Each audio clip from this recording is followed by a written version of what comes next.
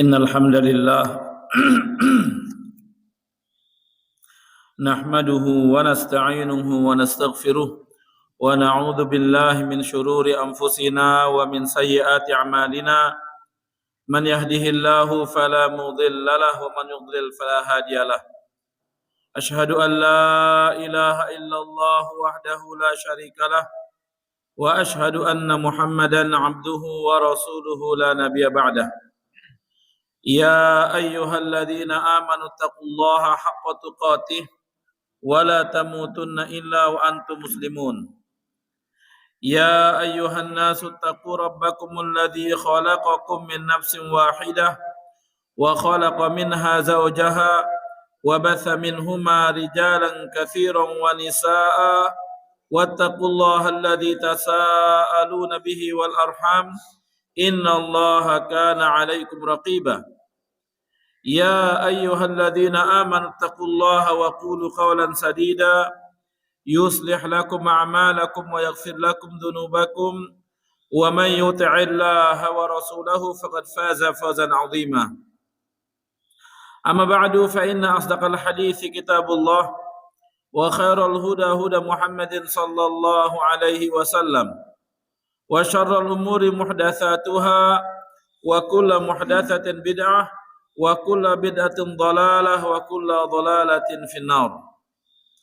Alhamdulillah, puji syukur kita panjatkan kehadirat Allah Azza wa Jalla yang senantiasa melimpahkan berbagai macam nikmat-Nya kepada kita sehingga di malam hari ini kembali kita bisa bertemu di tempat ini di Rempeh Darussalam untuk kita bersama-sama melanjutkan kajian kita yang kita ambil dari kitab Manhaj Al-Firqatun Najiyah, metode beragama golongan yang diselamatkan oleh Allah Tabaraka wa Ta'ala, golongan yang senantiasa ditolong oleh Allah Tabaraka wa Ta'ala, yang dikenal dengan nama golongan yang selamat. Sebagaimana sabda baginda Rasulullah sallallahu alaihi wasallam, la tazalu ta'ifatun min ummati zahirina 'alal haqq la yadurruhum man khadalahum hatta ya'ti amrullah. Kata beliau sallallahu alaihi wasallam, akan senantiasa ada di antara umatku ini yang senantiasa berpegang teguh di atas sunnahku, berpegang teguh di atas kebenaran, tidak memudaratkan mereka orang-orang yang tidak suka kepada mereka, tidak memudaratkan mereka orang-orang yang tidak menyenangi mereka, sampai datang hari kiamat. Sehingga dan demikian melalui hadis yang sahih ini baginda Rasulullah SAW menyebutkan bahwa di antara umat Nabi kita SAW ada yang senantiasa berpegang teguh di atas kebenaran tersebut dan mereka berpegang teguh di atasnya dan tidak memudaratkan mereka orang-orang yang tidak suka, orang-orang yang tidak menyukai dakwah mereka sampai datang hari kiamat, kata beliau SAW. Salawat serta salam semoga selalu tercurahkan kepada baginda Rasulullah SAW, kepada keluarganya, para sahabatnya, serta orang-orang yang senantiasa berpegang teguh di atas tuntunannya hingga akhir zaman. Ikhwati fillah rahimanurkumullah, setelah kita membahas tentang tauhid, kemudian juga bahwa tauhid tersebut merupakan hal yang sangat penting bagi kehidupan seorang hamba, dan ia merupakan penyebab diampunkannya dosa-dosa seorang hamba, dan faedah-faedah daripada tauhid tersebut, maka al-muallif rahimahullah setelah itu menyebutkan tentang a'da'ut tauhid, musuh-musuh at-tauhid. Kemudian setelah itu kita akan jelaskan tentang mauqiful ulama minat tauhid, sikap para ulama terhadap dakwah tauhid ini. Qala al-muallif rahimahullahu ta'ala, al-muallif Syekh Muhammad Jamil Zainu rahimahullahu ta'ala dalam kitabnya ini mengatakan musuh-musuh tauhid. Sebagaimana kita ketahui ya ikhwan, sejak diciptakannya Adam alaihi salam oleh Allah Tabaraka wa Ta'ala, kemudian Allah Tabaraka wa Ta'ala memerintahkan kepada seluruh malaikat yang ada di atas langit untuk sujud kepada Adam. Seluruh malaikat itu pun sujud, kecuali iblis. Iblis yang tidak mau sujud. Dan iblis berkata ketika ditanya oleh Allah, ma mana'aka an tasjuda lima khalaqtu biyadayya, kenapa engkau tidak mau sujud dengan makhluk yang aku ciptakan dengan kedua tanganku, kata Allah. Kata iblis, ia menyombongkan dirinya, ana khairun minhu, aku lebih baik, lebih mulia daripada si Adam. Khalaqtani min nar wa khalaqtahu min tin, engkau ciptakan aku dari api dan ia engkau ciptakan dari tanah, kata iblis la'natullah alaihi. Kemudian Allah pun mengusir iblis la'natullah alaihi dari surga. Namun sebelum dia terusir ke surga itu, ia meminta satu permohonan kepada Allah. Apa kata iblis? Qala anzirni ila yaumi yub'atsun. Qala innaka minal munzarin. Ya Allah, tunda kematianku sampai hari kiamat. Maka Allah pun mengabulkan permintaan iblis. Innaka minal munzarin. Sesungguhnya engkau termasuk yang ditunda kematiannya sampai hari kiamat.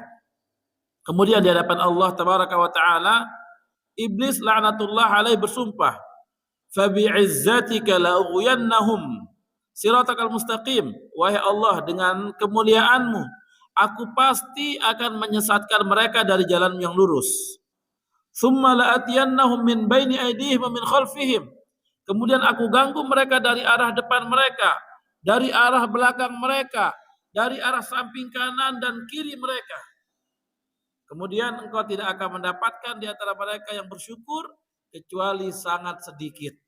Begitu kata iblis la'natullah alaihi ketika ia berusaha menyesatkan anak cucu Nabi Adam alaihissalam.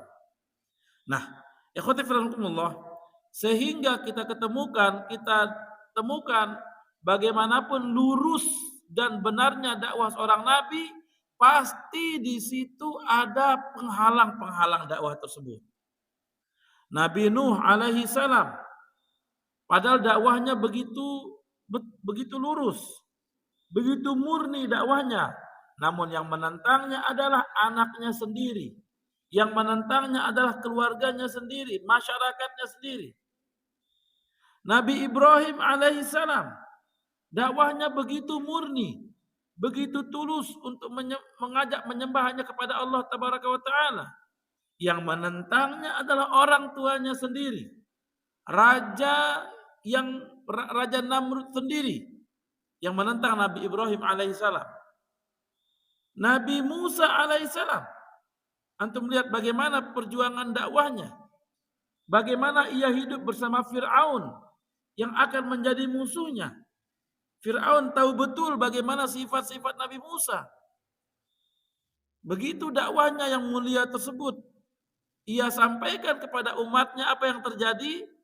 Fir'aun dengan bala tentaranya mengusir Nabi Musa, mengejar-ngejar beliau sampai terhalanglah mereka oleh Laut Merah, dan kemudian terjadilah apa yang Allah tabaraka wa taala sudah janjikan dalam Al-Qur'an. Nabi Muhammad sallallahu alaihi wasallam, seorang nabi yang paling mulia, seorang yang sudah dijuluki oleh kaumnya sebagai orang yang paling jujur, as-sadiqul amin, orang yang paling jujur dan orang yang paling terpercaya. Ketika beliau mengajak manusia kepada dakwah yang hak ini, hanya untuk mengajak manusia beribadah hanya kepada Allah tabaraka wa taala, pamannya yang notabene-nya begitu bahagia dengan kelahiran beliau adalah orang yang paling pertama menentangnya, Abu Lahab. Sehingga Allah tabaraka wa taala pun menyebutkan surat khusus tentang Abu Lahab ini. Tabbat yada Abi Lahab wa tab, ma aghna anhu maluhu wa ma kasab, sayasla naran dzata lahab, wa imra'atuhu hammalatal hatab, fi jidha hablum min masad. Celaka Abu Lahab. Ma aghna anhu maluhu wa ma kasab. Harta yang ia miliki, usaha yang begitu sukses yang ia punyai, ma aghna anhu maluhu wa ma kasab, tidak dapat menyelamatkan dirinya dari api neraka sedikit pun. Walaupun ia sudah begitu bahagia dengan menyambut kedatangan baginda Rasulullah SAW, sampai ia membebaskan seorang budaknya yang bernama Suwaibiyah al-Aslamiyah. Ternyata hal itu tidak sedikit pun menyelamatkan dirinya dari ancaman api neraka. Harta benda yang dia miliki, kedudukan sosial yang tinggi yang ia punyai, sedikit pun tidak menyelamatkan dirinya dari ancaman api neraka. Itu merupakan musuh-musuh dakwahnya orang-orang yang memegang tauhid ini, ikhwan. Dari para nabi, kemudian setelah mereka para sahabat-sahabat nabi yang alhamdulillah sepeninggal nabi kita sallallahu alaihi wasallam, sahabat-sahabat nabi bebas menyampaikan yang hak ini, ikhwan. Namun setelah itu, setelah golongan sahabat meninggal dunia habis, kemudian golongan tabi'in, kemudian golongan tabi'ut tabi'in, kemudian golongan ulama-ulama, di situ muncul para a'da'ut tauhid. Orang-orang yang memusuhi tauhid ini. Ya, setelah kesuksesan Nabi kita sallallahu alaihi wasallam mengislamkan jazirah Arab, setelah itu muncul musuh-musuh orang-orang yang memusuhi dakwah tauhid ini. Nah, ikhwati fillah, apa kata Allah tabaraka wa taala menjanjikan hal itu sebagai ujian bagi kita. Allah tabaraka wa taala berfirman, "Wa kadzalika ja'alna likulli nabiyyin aduwan syayatinal insi wal jin yuhi ba'dhum ila ba'din zukhrufal qawli ghurura." Kata Allah tabaraka wa taala, dan demikianlah kami telah jadikan bagi para nabi itu penentang-penentang. Aduan syayatinal insi wal jin, musuh dari golongan syaitan jin dan juga syaitan manusia. Jadi ada di antara syaitan jin itu yang tidak suka dengan dakwah kita. Sebagaimana mereka tidak suka kepada dakwah Nabi kita sallallahu alaihi wasallam. Demikian juga dari syaitan manusia. Karena yang namanya syaitan ini sebagaimana kita katakan, syaitan adalah sifat pembangkang yang ada pada diri manusia, yang ada pada diri jin, itu namanya syaitan. Ya, kalau jin itu ada zatnya, ada makhluknya kalau jin. Kalau manusia ada zatnya, nih kita zatnya manusia nih. Tapi kalau syaitan dia tidak ada zatnya, dia sifat yang melekat pada jin dan juga pada manusia. Sehingga Allah tabaraka taala mengatakan, "Wa kadzalika ja'alna likulli nabiyyin aduwan syayatinal insi wal jin yuhi ba'dhum ila ba'din zukhrufal qawli ghurura." Jadi sejak dahulu sudah ada orang-orang yang menentang dakwah ini dari syaitan jin dan juga dari syaitan manusia. Nah, ikhwati fillah, sehingga dengan demikian, dengan kita memahami hal ini, tidak ada kata lain bagi diri kita yang sudah paham tentang tauhid ini, ya ikhwan, kecuali kita kokoh berpegang teguh dan bersabar di atas ujian-ujian tersebut. Sebagaimana sabarnya orang-orang terdahulu itu. Qala al-muallif rahimahullah, iqtadat hikmatullahi ta'ala an yaj'ala lil anbiya'i wa du'a'ut tauhidi wa du'a'it tauhidi a'daan minasyayatin wal jin wal ins. Ya. Itu merupakan hikmah Allah tabaraka wa taala, ikhwan. Bahwa setiap penyeru tauhid ini, setiap penyeru pemurnian kepada akidah ini akan ada penentang-penentangnya. Akan ada musuh-musuhnya. Jadi bukan sekarang saja musuh-musuh tersebut muncul. Sejak zaman dahulu, sejak Nabi Adam alaihissalam diciptakan, sudah muncul musuhnya yang pertama, yaitu iblis la'natullah alaihi. Kemudian kepada Nabi Nuh muncul musuh-musuhnya. Nabi Ibrahim, Nabi Musa, Nabi Isa, sampai kepada Nabi kita Nabi Muhammad SAW, ada semua musuhnya, ikhwan. Ada semua musuhnya dan Allah ceritakan hal itu. Sehingga kalau kita misalnya membaca Al-Quran dengan terjemahannya, ya ikhwan, niscaya kita akan pahami bagaimana dakwah ini yang dibawa oleh para nabi-nabi tersebut terdahulu. Kita akan pahami, ternyata dakwah ini begitu banyak yang memusuhinya, begitu banyak yang menentangnya. Dan itu merupakan ujian dari setiap da'i tersebut. Baik da'i dari para nabi dan rasul itu ataupun dari yang lainnya. Qala al-muallif rahimahullahu ta'ala, li'annahu ya. Kenapa mereka itu ya, kenapa mereka menentang dakwah Nabi tersebut? Padahal mereka tahu bahwa orang-orang yang Allah tabaraka wa taala utus itu adalah nabi dan rasul Allah tabaraka wa taala. Mereka ingin ya liyudilluhum wa yasudduhum 'anit tauhid alladzi da'at ilaihi al-anbiya wa qamaha ilaihi awwalan. Ya. Mereka ingin menentang, mereka menentang dakwah tersebut adalah untuk menghalangi manusia dari mentauhidkan Allah Azza wa Jalla ini. Itu tujuan mereka ya ikhwan. Karena memang sumpahnya iblis yang tadi kita sampaikan di pertama tadi, ya. Iblis sudah bersumpah di hadapan Allah Tabaraka wa taala. Ketika manusia sudah begitu jauhnya, seperti antum lihat ya, setelah Nabi Ibrahim alaihi salam, ya. Setelah Nabi Ibrahim kemudian Nabi Musa dan Nabi Isa, itu antara Nabi Isa dan Nabi Muhammad SAW itu ada sekitar 600 tahun yang dikenal dengan nama zaman al-fatrah. Zaman patrah namanya. Tidak ada diutus Nabi setelah itu, setelah Nabi Isa alaihissalam pada waktu itu.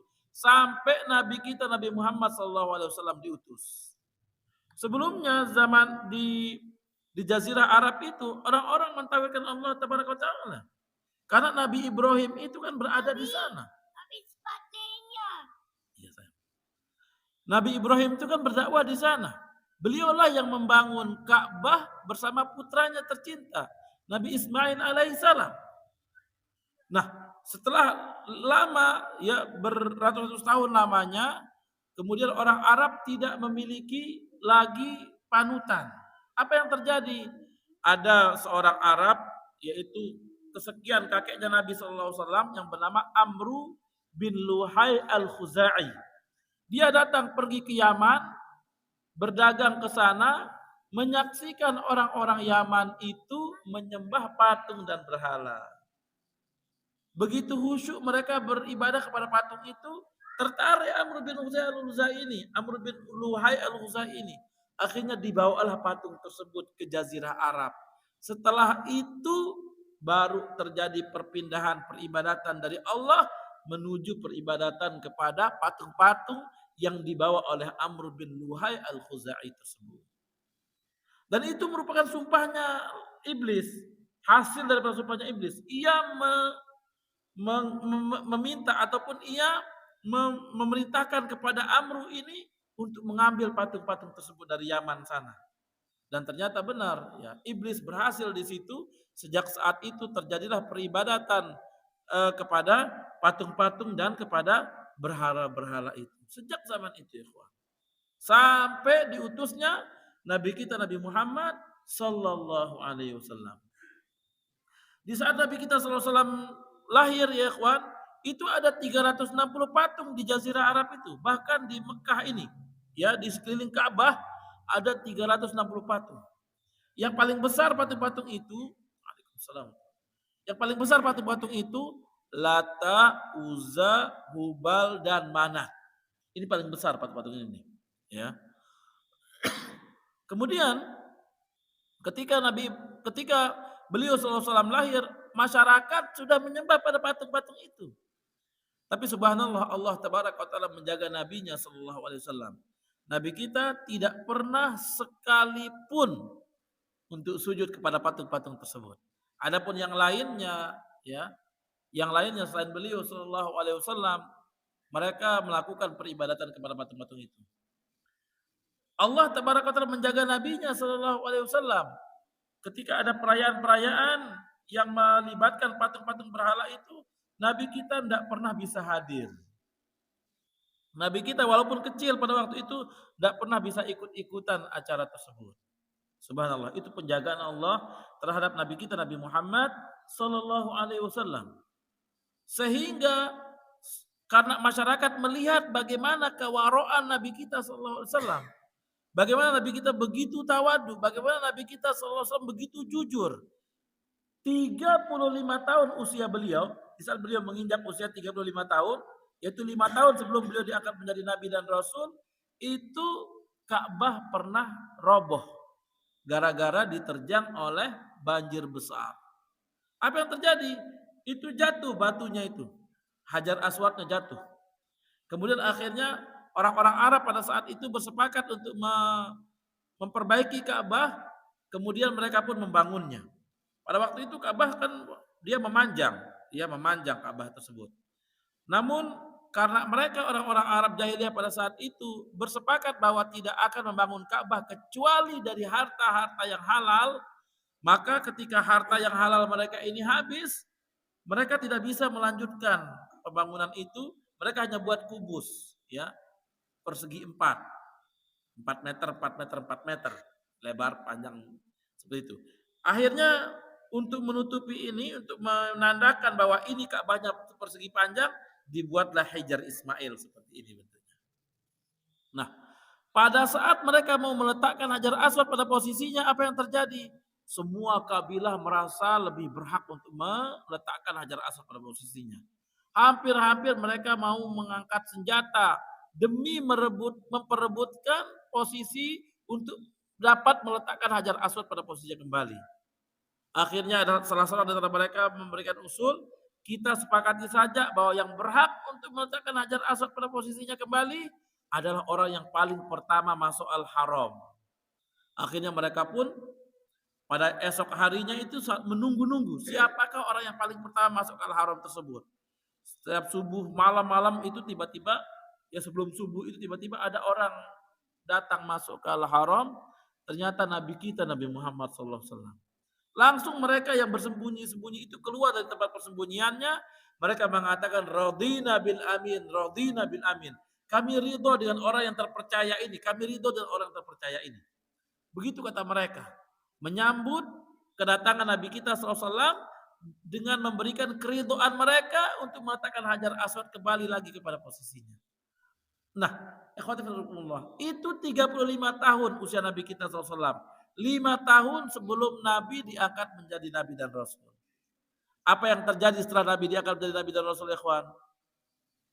Setelah Nabi kita mendapatkan julukan Al-Amin, orang yang terpercaya, kemudian Nabi berusaha mengajak mereka untuk mentauhidkan Allah di dalam beribadah. Sejak saat itu Nabi SAW mendapatkan penentangan dari musuh-musuh dakwah beliau. Pertama sekali dari orang yang begitu besar kebahagiaannya menyambut kedatangan kelahiran beliau sallallahu alaihi wasallam, Abu Lahab. Yang paling pertama menolak dakwah Nabi kita. Ya kawan, ketika antum berdakwah, kemudian ternyata paman antum yang begitu mencintai antum dahulu menentang dakwah antum, itu subhanallah, rasanya merupakan pukulan terberat, ya kawan. Tapi karena Nabi kita sallallahu alaihi wasallam sudah bertekad kuat untuk menyampaikan dakwah ini, beliau begitu keras, begitu besar keinginannya untuk menyelamatkan pamannya. Namun karena Allah sudah berkehendak lain, maka tidak ada pilihan lain bagi Nabi kita sallallahu alaihi wasallam kecuali menerima keputusan Allah tabaraka wa taala tersebut. Itu musuh-musuh dakwah Nabi, musuh-musuh dakwahnya yang dihadapi oleh Nabi kita sallallahu alaihi wasallam. Jadi itu sudah syaitan sudah mengganggu paman Nabi kita tersebut yang bernama Abu Lahab itu. Ya, syaitan sudah syaitan sudah menguasainya. Dijadikannya Abu Lahab tersebut orang yang hasad, yang dengki kepada dakwah Nabi kita sallallahu alaihi wasallam. Qala al-mu'allif rahimahullahu taala, li'annahu al-asasul ladzi tubna alaihi ad-da'watul islamiyah. Wal gharibu anna ba'dhan nasi ya'tabiruna ad-da'wah ila at-tauhid tafriqun lil ummah. Kenapa iblis ataupun syaitan-syaitan tersebut begitu gigih menghalangi dakwah ini, begitu gigih menahan dakwah ini, sehingga mereka para syaitan tersebut pun berusaha untuk menghalangi manusia untuk mendengarkan dakwah ini. Kenapa? Karena mereka mengetahui, ya syaitan-syaitan tersebut mengetahui ini merupakan pondasi, ini merupakan dasar tegaknya yang namanya syariat Islam. Ya, ini merupakan dasar, pondasi tegaknya syariat Islam, ya ikhwan. Kemudian mereka pun menghembuskan berita-berita yang tidak benar, berita-berita bohong. Apa kata mereka? Nanti kalau misalnya Islam ini menang, Nanti pencuri akan dipotong tangannya, misalnya seperti itu.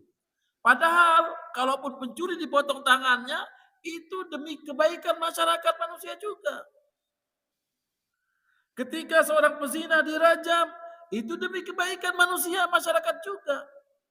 Ketika seorang pembunuh dibunuh, diqisas, itu demi kebaikan masyarakat juga. Padahal seperti itu. Namun karena syaitan itu tidak ingin hal itu terjadi, karena ketika hal itu terjadi ya, ketika dakwah hak ini terjadi, akan terjadi ketentraman, akan terjadi kenyamanan. Syaitan-syaitan itu ya, terutama iblis laknatullah alaihi, yang sudah bersumpah di hadapan Allah untuk menyesatkan manusia sebanyak-banyaknya, akan merasa gagal melaksanakan tugasnya itu. Sehingga mereka berusaha dengan keras, berusaha gigih bagaimana caranya agar manusia jauh dari dakwah ini. Mereka menghembuskan berita-berita seperti itu. Coba antum lihat, perhatikan ya ikhwan, ketika Allah tabaraka ta'ala berfirman dalam Al-Qur'an, "Walakum fil qisasi hayatun ya ulil albab." Sesungguhnya bagi kalian dalam penegakan hukum qisas itu adalah kehidupan bagi kalian, wahai orang-orang yang berfikir. Begitu kata Allah Ta'ala. Kalau kita perhatikan kan ketika qisas itu, ya, itu ada orang yang dibunuh karena dia telah melakukan pembunuhan kepada orang lain. Maka dia pun dihukum dengan qisas dengan cara dibunuh di tengah halayak ramai. Kenapa Allah katakan kehidupan? Ternyata ketika hukum qisas itu ditegakkan ya ikhwan, di depan masyarakat ramai, di depan halayak ramai, orang yang tadinya berniat untuk membunuh tidak akan berani lagi untuk melakukan pembunuhan tersebut. Kenapa? Karena dia merasa yakin akan seperti itu nasib yang akan dihadapinya. Sehingga tidak berani dia untuk membunuh ya ikhwan. Itu subhanallah ya. Kehidupan. Kata Allah tabaraka ta'ala, "Walakum fil qisasi hayatun ya ulil albab." Sungguh bagi kalian ya, di dalam penegakan hukuman qisas tersebut adalah kehidupan bagi kalian, wahai orang-orang yang berfikir. Begitu kata Allah Ta'ala. Dan coba sekarang antum perhatikan, ketika hukuman itu tidak ditegakkan, antum lihat, buka di YouTube sekarang atau di Detik News apa istilahnya gitu, Detik.com apa istilahnya itu sederet terjadi pembunuhan ini di kampung ini, terjadi pembunuhan itu di kampung itu, macam-macam. La haula wala quwwata illa billah. Ya. Nah, hal itu ya, itulah yang membuat iblis laknatullah alaihi tersebut dengan anak buahnya berupa syaitan-syaitan itu tidak rela mereka melihat manusia itu mau mempelajari tauhid ini. Sehingga mereka pun memberikan fitnah atau memberikan julukan-julukan yang dapat menjadikan manusia itu lari dari dakwah yang hak ini. Ya, di antara slogan yang mereka berikan adalah ini dakwahnya dakwah Wahabi dan yang lainnya. Ya, nanti kita jelaskan insyaallah tentang masalah Wahabi di berikutnya insyaallah. Ikhwati fillah, qala al-muallif rahimahullahu ta'ala, amal musyrikuna alladziina i'tarafu bi tauhidir rububiyyah wa anna Allah khalaqahum qad ankaru tauhidal uluhiyyah fi du'a'illahi wahdahu lam yatruku du'a awliyaihim wa qalu 'anil rasuli sallallahu alaihi wasallam alladzi da'ahum ila tauhidillahi fil ibadah wad du'a aja'ala al-alihata ilahan wahida inna hadza la syai'un ujab. Ya. Adapun komentar orang-orang musyrik, kalau tadi kan orang-orang yang memahami atau orang terdekat keluarga kerabat daripada Nabi tersebut ya, begitu penentangan mereka. Adapun orang-orang musyrik ya, orang-orang musyrik yang sejak awal memang sudah menyekutukan Allah tabaraka wa taala, menyembah berbagai macam tuhan-tuhan yang mereka sembah. Tatkala mendapati Nabi kita sallallahu alaihi wasallam mendakwakan dakwah tauhid ini, apa kata mereka? Aja'alal alihata ilahan wahidah. In hadza la syai'un ujab. Apakah si Muhammad ini menjadikan tuhan-tuhan yang begitu banyak ini menjadi satu Tuhan saja? Ini sungguh suatu hal yang sangat mengherankan, kata mereka. Karena pada waktu itu ya, sebagaimana kita katakan, ada 360 patung di sekeliling Ka'bah. Di sekeliling Ka'bah saja ada 360 patung, ikhwan. Belum lagi kalau mereka bepergian, mereka bawa patung-patung atau batu-batu tertentu sebagai tuhannya, ya. Seperti itu keadaan masyarakat pada saat itu. Nah, kemudian datang Nabi mengajak mereka untuk menyembah hanya kepada Allah. Makanya mereka mengatakan, aja'alal alihata ilahan wahida. Inna hadza lasyai'un ujab, kata mereka. Apakah Muhammad menjadikan tuhan-tuhan yang banyak ini menjadi satu Tuhan saja? Sungguh ini merupakan suatu hal yang sangat mengherankan. Begitu kata orang-orang kafir, ya. Begitu kata orang-orang kafir. Sama seperti di masyarakat kita sekarang ini. Terhadap dukun-dukun, ya. Kan dukun tersebut musyrik mereka, ikhwan. Mereka mempercayai kekuatan-kekuatan yang ada pada mereka. Padahal itu merupakan tipu daya syaitan. Mereka bekerja sama dengan syaitan, ya. Yang dimana kita diberitakan oleh Allah Tabaraka wa Ta'ala, kalau mau minta pertolongan, minta kesembuhan, minta apa saja, kita minta kepada Allah Tabaraka wa Ta'ala. Sementara mereka, para dukun-dukun tersebut tidak. Mereka meminta kepada selain Allah Tabaraka wa Ta'ala. Minta kepada jin-jin mereka, waliyadzubillah. Ya. Sehingga mereka pun akan berusaha menghalangi dakwahnya para orang-orang yang mendakwahkan dakwah tauhid ini dengan berbagai macam caranya. Sebagaimana Nabi kita sallallahu alaihi wasallam dihalangi oleh orang-orang musyrik tersebut dahulu. Wa qala ta'ala 'anil umamis sabiqati kadzalika ma atal ladzina min qablihim min rasulin illa qalu sahirun aw majnun atawasaw bihi bal hum qaumun taghun. Allah Tabaraka wa Ta'ala menceritakan bagaimana pengalaman para nabi-nabi terdahulu, para rasul-rasul terdahulu ketika mereka berdakwah, mendakwakan tauhid ini. Apa kata mereka? Kadzalika ma atal ladzina min qablihim min rasul illa qalu sahirun aw majnun.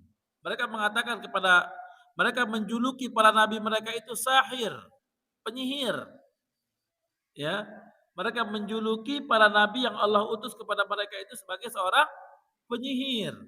Bahkan ada yang mengatakan sebagai orang yang gila, hilang akal. Itu julukan yang mereka berikan kepada para nabi dan rasul tersebut oleh masyarakat mereka. Sama seperti di zaman kita sekarang ini. Ketika ada orang mendakwahkan dakwah tauhid ini, mereka pun mengatakan demikian. Mereka mengatakannya sebagai seorang yang gila, mereka mengatakan sebagai orang yang penyihir dan yang lainnya. Ya, begitu. Penentangan yang dihadapi oleh para nabi terdahulu dan juga orang-orang yang berdakwah di masyarakat kita saat ini kepada dakwah tauhid ini, ikhwan. Qala al-muallif rahimahullah wa sifatul musyrikin annahum idza sami'u du'a Allah wahdahu isma'azzat qulubuhum wa nafarat fakafaru wa ankaru wa idza sami'u syirka wa du'a ghairallahi farihu wastabshiru. Ya. Dan sifatnya orang-orang musyrik terdahulu, kata beliau, kata Syekh Muhammad Jamil Zainu, kata beliau, jika mereka mendengar dakwah tauhid, mereka merasa isma'azzat, mereka merasa jijik. Ya, orang-orang terdahulu dan orang sekarang juga, ya kawan. Orang-orang sekarang juga demikian. Yang dimana mereka itu menyekutukan Allah, meminta kepada selain Allah, percaya kepada benda-benda, ya percaya kepada hal-hal yang berbau kesyirikan, ya. Itu ketika mereka mendengar dakwah tauhid ini, mereka seolah-olah jijik, ikhwan. Mereka pun menjauhinya, ya. Mereka menjauhinya. Isma'azzat qulubuhum wa nafarat. Hati-hati mereka itu merasa jijik, kemudian mereka menjauh. Ya. Fakafaru wa ankaru. Mereka pun mengkufuri atau kufur kepada dakwah-dakwah itu dan mengingkari dakwah tersebut. Wa idza sami'u syirka wa du'a ghairallahi farihu wastabshiru. Namun sebaliknya ketika mereka mendengarkan kesyirikan dan permintaan kepada selain Allah Tabaraka wa Ta'ala, mereka pun bersukaria, mereka bersenang gembira. Ya. Qala al-muallif rahimahullahu ta'ala wa qad wasafa Allahu haulal musyrikin biqaulihi wa idza dzukirallahu wahdahu isma'adzat qulubul ladzina la yu'minuna bil akhirah wa idza dzukira alladzina min dunihi idza hum yastabsyirun. Surat Az-Zumar. Allah tabaraka taala menyatakan demikian. Ketika disebutkan Allah tabaraka wa taala semata, hati-hati mereka pun merasa jijik. La yu'minuna bil akhirah. Ya, mereka orang-orang yang tidak beriman kepada hari akhirat tersebut, ya, merasa jijik dengan apa yang disebutkan tentang Allah tabaraka wa taala tadi. Wa idza dzukira wa idza dzukira wa idza dzukira alladzina min dunihi, sementara ketika disebutkan tentang selain itu, yakni tentang kesyirikan, idzahum yastabsyirun. Di situ mereka berbahagia, di situ mereka bersukacita. Waliyadzubillah. Itu sifatnya orang musyrik sejak dahulu. Dan ya sampai zaman kita saat ini. Orang-orang yang seperti itu ketika mendengar dakwah ini mereka menjauh. Mereka lari. Padahal kalau antum lihat ya ikhwan, dakwah ini ya tidak lepas dari qala Allah wa qala Rasulullah. Dakwah kita ini subhanallah. Ya. Tapi karena memang syaitan sudah begitu gigih untuk menyesatkan manusia, hatta kita menyampaikan qala Allah qala Rasulullah, karena syaitan sudah mengakar pada diri mereka, akhirnya mereka menjauh. Waliyadzubillah. Dan memang Nabi kita sallallahu alaihi wasallam dari jauh-jauh sebelumnya sudah menyatakan bahwa Islam atau umat Islam ini itu dari dulu itu sudah sedikit. Badal Islam ghariban wa sayaudu ghariban kama bada'a. Fatuba lil ghuraba. Kata beliau sallallahu, ya, Islam ini dimulai dalam keadaan asing dan nanti akan kembali asing sebagaimana awal permulaannya. Maka berbahagialah bagi orang-orang yang asing. Begitu kata baginda Rasulullah SAW, ya ikhwan. Oleh karena itu ketika antum berdakwah ataupun ketika antum mendatangi dakwah seperti ini dan tidak ada orang yang mengikuti kecuali sedikit, tetap sabar, tetap berjuang. Bagaimana caranya untuk kita bisa memahami din ini sehingga kita mati di atasnya, ya ikhwan. Para nabi saja mendapatkan penentangan seperti itu. Wa qala ta'ala yasiful musyrikin alladzina yunkiruna tauhid. Allah tabaraka wa ta'ala menyebutkan tentang sifat orang-orang musyrik yang mengingkari tauhid. Dzalikum bi annahu idza du'iya Allah wahdahu kafartum wa idza yusyrik bihi tu'minu fal hukmu lillahil aliyyul kabir. Ya, orang-orang musyrik ketika mereka mendengarkan dakwah tauhid, mereka pun mengingkarinya, mereka pun mengkufurinya. Tapi ketika mereka disebutkan tentang kesyirikan mereka, mereka pun berbahagia dengan hal itu. Fal hukmu lillahil aliyyil kabir. Maka hukum itu hanyalah milik Allah tabaraka taala. Wa hadhil ayatu wa in kana fi haqqil kuffari fa innahum tantabiqu ala kullin man ittasafa bi sifatihim mimman yad'una al-islama wa yuharibuna du'at at-tauhid.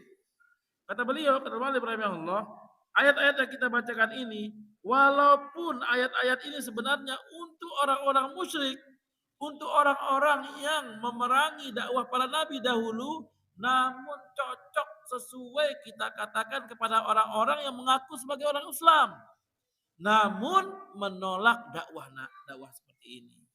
Namun tidak menyukai dakwahnya para nabi dan rasul seperti ini.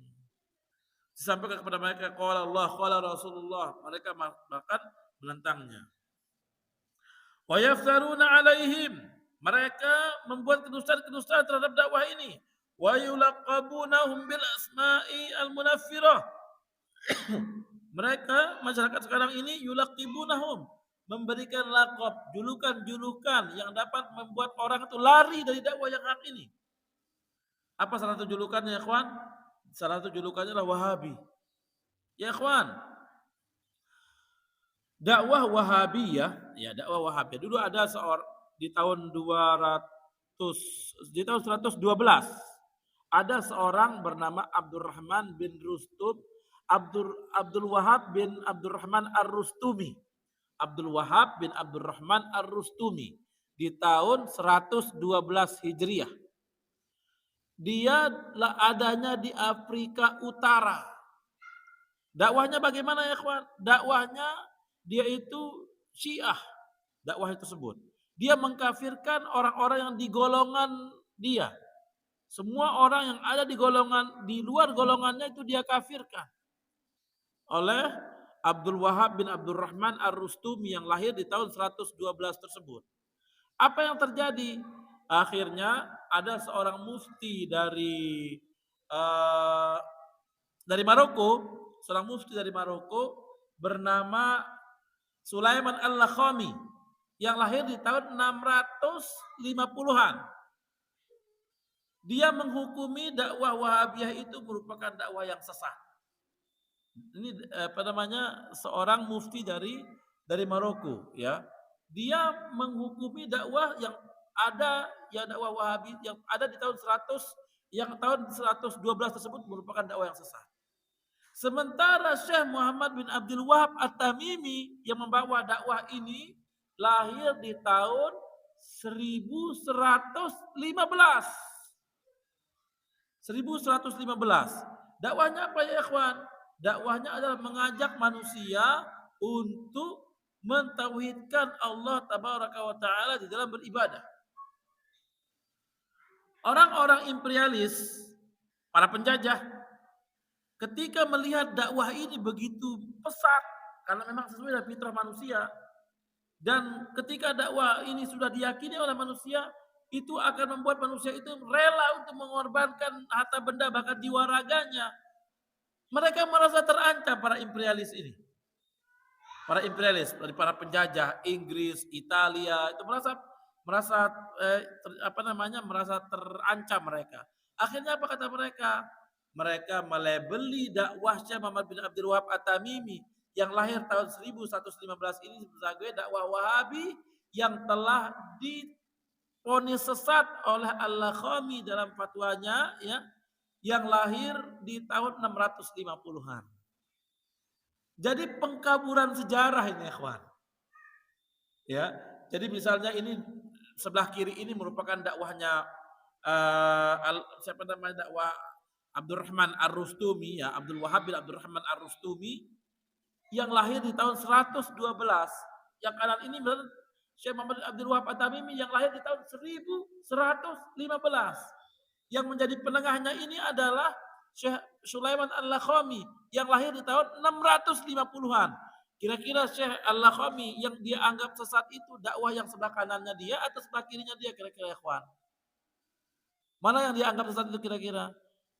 Tentu yang di sebelah kiri ini. Kenapa? Karena beliau itu lahirnya di tahun 650-an. Maka dia menghukum kepada dakwah yang sudah ada pada zaman dia itu. Yaitu tahun 112 itu. Mana mungkin dia menghukumi dakwah yang belum ada. Yaitu yang ada di tahun 1115. Ya, sehingga yang dimaksudkan oleh Al-Lakhami, karena mereka sekarang ini ya kawan ya, mereka menyebutkan selalu itu dulu fatwa dari seorang syekh dari Maroko. Kalau bukan dari Maroko, dari Palestina, ya, antara dua itu, ya. Mereka mengatakan itu ada fatwa syekh, fatwa ulama, nanti bisa di searching di Google nanti, ya. Kata mereka itu ada dakwah syekh, ya, dakwah ada seorang mufti dari Maroko, ya, kata dia bernama Sulaiman Al-Lakhami. Dia memberikan fatwa sesat tentang dakwah Wahabi tersebut. Betul, fatwa beliau itu betul adalah dakwah Wahabi tersebut sesat. Namun yang dia maksudkan adalah yang ada jauh sebelum zaman beliau, yaitu yang dakwah Wahabi yang ada tahun 112 tersebut. Sementara Syekh Muhammad bin Abdul Wahab At-Tamimi murni dakwahnya untuk tauhid, ikhwan. Mengajak manusia untuk menyembah hanya kepada Allah Taala. Kemudian beliau ditolong oleh Malik Saud namanya. Malik Saud, Raja Saud. Ditolong. Mereka pun bersepakat, ya. Ada dua kesepakatannya.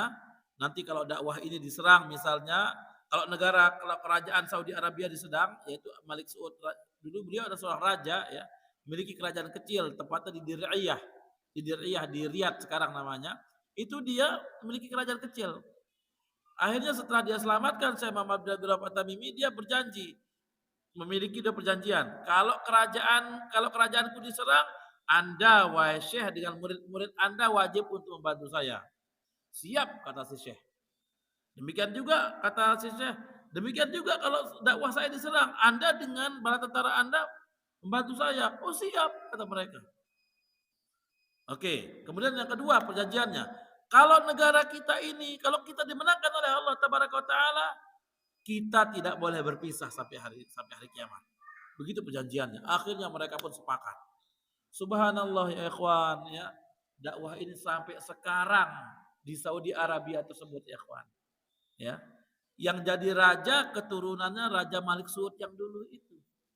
Yang jadi muftinya, pemberi fatwanya Al-Syekh.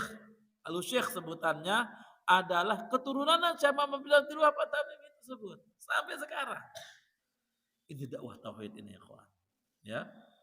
Sehingga kita mesti memahami sejarah ini. Namun subhanallah kawan ya, perlu kita untuk banyak-banyak beristighfar. Ana sering searching di Google ya. Ternyata ana tidak menemukan tuh dakwah Syekh Abdul Wahab bin Abdurrahman Ar-Rustumi itu. Ana tidak temukan di Google itu. Entah bagaimana caranya. Yang disebutkan adalah Syekh Muhammad Abdul Wahab At-Tamimi. Ya, seolah-olah ini Ar-Rustumi ini seolah-olah adalah orang tidak ada orangnya begitu. Seolah-olah fiktif ya. Padahal sejarah tapi kalau kita searching di luar negeri ya, di luar negeri muncul dapat kita informasi-informasi itu. Ya, tentang dakwahnya siapa namanya? Abdul Wahab bin Abdurrahman Ar-Rustumi yang lahir tahun sekian, kemudian muftinya ini yang memfatwakan sekian. Itu kalau kita di luar negeri muncul itu di internet itu muncul. Tapi kalau di Indonesia, la haula wala quwwata illa billah, enggak ada muncul itu. Enggak muncul dia. Entah bagaimana caranya kok bisa seperti itu. Ya. Ana sewaktu umroh pada tahun yang lalu, ana masuk ke perpustakaan Al-Haram, perpustakaan Mekah itu ya, di pintu 83 itu di situ ada perpustakaan besar. Itu ada kitabnya Syekh Al-Laqami ini, Sulaiman Al-Laqami ini. Ada kitabnya Al-Mi'yar namanya kitab beliau itu. Ada sekian jilid ya, fatwa beliau ada 17 jilid kalau tidak salah ya, atau 14 jilid jumlahnya. Itu ambil jilid ke-7. Nanti lihat fatwa beliau memfatwakan bahwa sesatnya dakwah Syekh Abdul Wahab bin Abdurrahman Ar-Rustumi tersebut. Sehingga dia menghukumi sesat itu adalah dakwah yang sebelum dia, ya. Seperti itu. Allahu a'lam bishawab ya ikhwan. Ini yang dapat kita sampaikan pada kesempatan malam hari ini. Insyaallah akan kita lanjutkan nanti pada pembahasan tentang mauqiful ulama minat tauhid. Sikapnya para ulama terhadap dakwah tauhid ini. Ini pembahasan kita di bulan yang akan datang insyaallah. Ana sebenarnya ingin ingin untuk di sini 2 kali atau 3 kali misal seperti itu ya. Pingin sekali seperti itu. Sehingga dakwah kita ini karena memang dakwah materi kita memang materi penting nih, materi tentang manhaj ini sehingga sebenarnya diperlukan waktu yang lebih lama sebenarnya. Cuman ana sudah menyampaikan ke ke Abu Hurairah ya, sudah menyampaikan. Namun karena ada ustadz-ustadz yang lain sehingga belum bisa kita wujudkan ya. Belum bisa kita wujudkan. Mungkin nanti kalau misalnya dari antum yang meminta mungkin ya misalnya ya, dari antum yang meminta mungkin bisa lebih diperhatikan sehingga kalaupun tidak malam Kamis seperti ini misalnya sekali sebulan di malam Kamis, sekali sebulan di malam yang lainnya misalnya seperti itu, tidak apa-apa sehingga 2 kali minimal kita ketemu seperti itu dalam setiap bulan tersebut. Karena kalau seminggu sekali sebulan ini rasanya jauh sekali. Sementara buku Taman Haji ini penting sekali untuk kita pelajari ya, tentang manhaj ini. Tentang akidah penting, sangat penting ya. Demikian juga tentang manhaj ini. Karena manhaj dengan akidah itu tidak bisa dipisah-pisahkan. Akidah mempelajari tentang hal-hal yang berkenaan dan masalah keyakinan, manhaj wadahnya ya. Sehingga kalau wadahnya kotor, akidah yang bersih tadi itu pun akan ikut kotor jadinya. Sehingga akidah yang bersih ini harus diwadahi dengan manhaj yang bersih pula. Sehingga kita bisa beragama dengan sebaik-baiknya. Hadza ma nastati'u nuqaddimu lakum fa insyaallah نواصل في الأسبوع القادم atau في الشهر القادم إن شاء الله. سبحانك اللهم وبحمدك أشهد أن لا إله إلا أنت أستغفرك وأتوب إليك. Assalamualaikum warahmatullahi wabarakatuh.